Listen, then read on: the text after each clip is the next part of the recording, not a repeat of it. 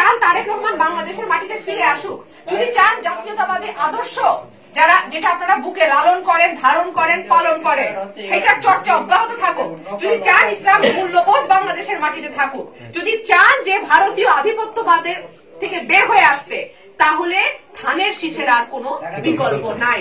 এইবারের ভোট আমি জান দেব, কিন্তু আমার ভোট আমি আর কাউকে দিতে দেব না। আর আমি যদি মনোনয়ন পাই, আমি এটা বলতে পারি, আগে আমার লাশ পড়বে, তারপরে আমার কর্মীর গায়ে হাত দেবে। আমার শরীরে এক ফোঁটা রক্ত থাকতে আমার কর্মীর গায়ে হাত দিতে দেব না। আগে আমাকে দাও, তারপরে আমার কর্মী। তো আশা করবো আপনারা আমার সঙ্গে থাকবেন। মনোনয়ন দেওয়ার মালিক আল্লাহ। আল্লাহ যদি আমার ভাগ্যে ইজ্জত লিখে থাকে, সেটা আমি পাবো। আপনারা আমাকে মনোনীত করবেন, দল আমাকে মনোনীত করবে, আপনারা আমাকে ভোট দিবেন, এটা আমি বিশ্বাস করি।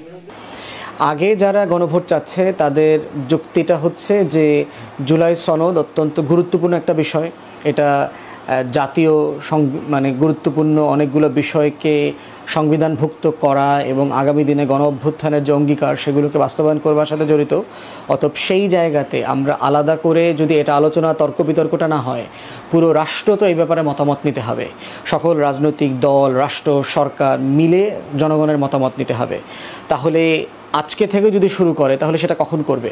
সারা দেশের মানুষকে, লোকাল প্রশাসনকে, স্কুল, কলেজ, মসজিদ, মাদ্রাসা, বক্তব্য, মন্দির, গির্জা, প্যাগোডা যা আছে, এই যে টোটাল রাষ্ট্র কাঠামোকে ব্যবহার করে জনগণের কাছে যেটা পৌঁছতে হবে, এটা নিয়ে যে এই সনদের ব্যাপারে তারা তাদের সম্মতি আছে কিনা, আইনি ভিত্তি দেওয়া, সংবিধানভুক্ত করা অথবা নতুন সংবিধান করা, সেই ব্যাপারে।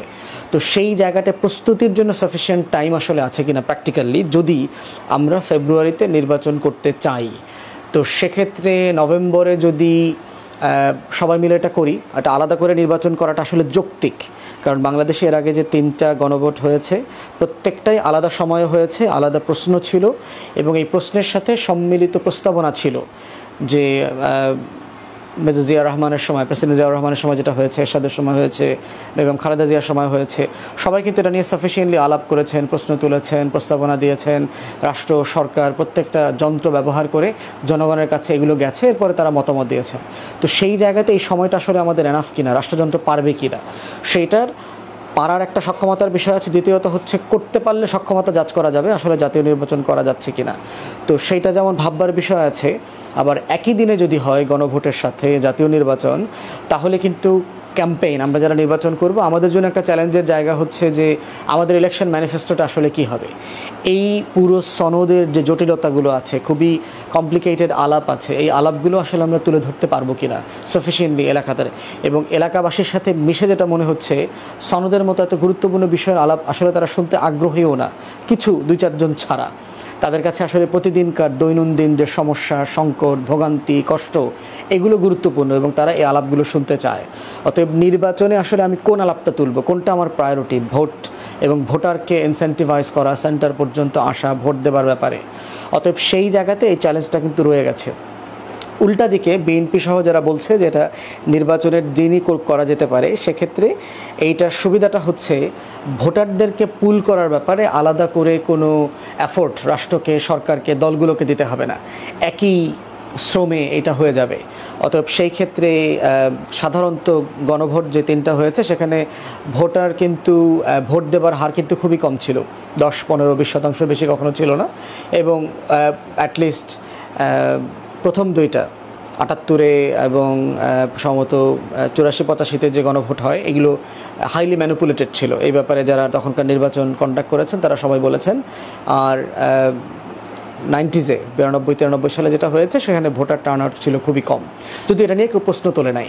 অতএব সেই জায়গাতে যদি বিএনপির মতো দল যদি ডিসাইড করে যে না, আমি আলাদা করে গণভোটে অংশ নেব না, সেক্ষেত্রে যেটা হতে পারে তার টোটাল সংগঠন এটার জন্য ইলেকশন ক্যাম্পেইন করবে না। না করবার কারণে যেটা হচ্ছে, বাকিরা মিলে আসলে কত শতাংশ ভোট পুল করতে পারবে সেটা একটা চ্যালেঞ্জিং বিষয় হয়ে গেছে। অতএব পক্ষে বিপক্ষে 2 জায়গাতেই খুব শক্তিশালী যুক্তি আছে। আমার মনে হয় যে ঐকমত্য কমিশনের চেয়ারম্যান এবং যে পুরো টিম আছে তারা এটা নিয়ে খোলামেলা রাজনৈতিক দলগুলোর সাথে কথা বলতে পারে, মতামত নিতে পারে, এবং মতামত ইতিমধ্যে নিয়েছে দফায় দফায়। তো এখন হচ্ছে আসলে সিদ্ধান্ত দেবার সময়। তো এর বাইরে হচ্ছে যে সনদ বাস্তবায়নের যে প্রস্তাবনা আসছে সেটাও আমরা ফিউচারে কোনো এক সময় আরও বিস্তারিত আলোচনা করব।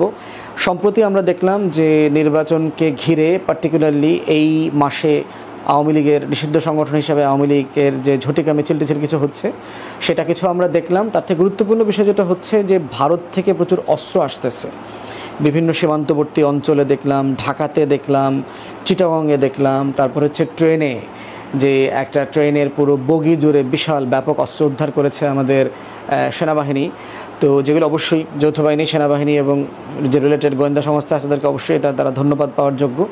বাট ইকুয়ালি এটা কনসার্নিং যে এইরকম একটা সময় এই পরিমাণ অবৈধ অস্ত্র আসতেছে এবং আমরা বিভিন্ন জায়গায় দেখতে পাচ্ছি যে আওয়ামী লীগের যারা দাগি আসামি, গুন্ডা, সন্ত্রাসী হিসাবে পরিচিত সেই মানুষগুলো বিভিন্ন মহল্লাতে ঢুকেছে।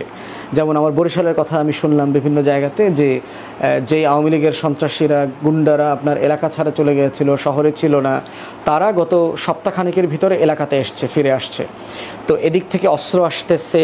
এসালমের সাথে হাসিনার মিটিংয়ের কথা আপনাদের মনে আছে, হাজার হাজার কোটি টাকার, 4,000 কোটি টাকার লেনদেনের কথা মনে আছে। ঝটিকা মিছিলে 5,000 10,000 টাকা করে ঝুঁকি ভাতা সহ প্রত্যেক মিছিলকারীকে দেয়া, তারপরে সম্প্রতি অস্ত্র উদ্ধার, এরপরে হচ্ছে এই যে সেনাবাহিনীর একজন মেজর হাজব্যান্ড ওয়াইফ যে আওয়ামী লীগের 2-2.5 হাজার লোককে বসুন্ধরা কনভেনশন সেন্টারে প্রশিক্ষণ দেবে, নিউ মার্কেট থেকে পুরো গুদাম ভর্তি অস্ত্র উদ্ধার করলো। এই সব কিছুগুলোকে যদি একত্রিত করেন তাহলে এই প্রশ্নটা কিন্তু খুব যৌক্তিকভাবে আসতেছে যে নির্বাচনে অরাজকতা এবং সন্ত্রাস, এর সাথে যোগ হচ্ছে এই মাসের শেষে অথবা আগামী মাসের শুরুর দিকে হাসিনার যে বিচার চলছে মানবতা বিরোধী ট্রাইব্যুনালে, সেটার একটা রায় হবে। সেটাকে কেন্দ্র করেও কিন্তু আওয়ামী লীগের যারা এই নিষিদ্ধ গোষ্ঠী আছে, তাদের এই যে আওয়ামী জঙ্গি যারা আছে, তাদের একটা বিশাল অংশকে সচল করবার জন্য চেষ্টা করা হবে। তো আমরা বোধ করছি এটা খুব বেশি সফল হবে না। আমাদের যে তৎপরতা দেখতে পাচ্ছি, আইনশৃঙ্খলা বাহিনীর যে অ্যাক্টিভিস্টটি দেখতে পাচ্ছি, যে আমরা প্রিটি কনফিডেন্ট যে এগুলো সফল হবে না।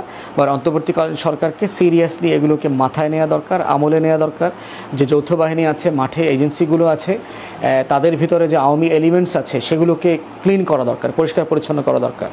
এই গোয়েন্দা সংস্থাগুলোর ভিতরে আমাদের সশস্ত্র বাহিনী, পুলিশ, এই আনসার, এর টপে যে আওয়ামী উপকরণটা আছে এটাকে রেখে এই অরাজকতা মোকাবেলা করা কিন্তু জটিল হয়ে যাবে।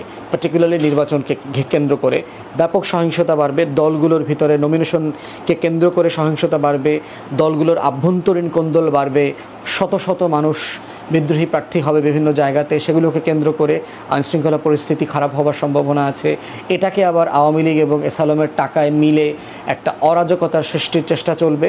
তো সব মিলিয়ে আমার মনে হচ্ছে যে একটা অরাজকতার সর্বোচ্চ চেষ্টা করা হবে। কিন্তু আমাদের আহ্বান হচ্ছে অন্তর্বর্তীকালীন সরকার এবং বাহিনীগুলো যারা আছে, রেলেভেন্ট সরকারের বডিগুলো আছে, এগুলোকে অ্যাক্টিভেট করা দরকার এবং যথাযথ পদক্ষেপ নেওয়া দরকার।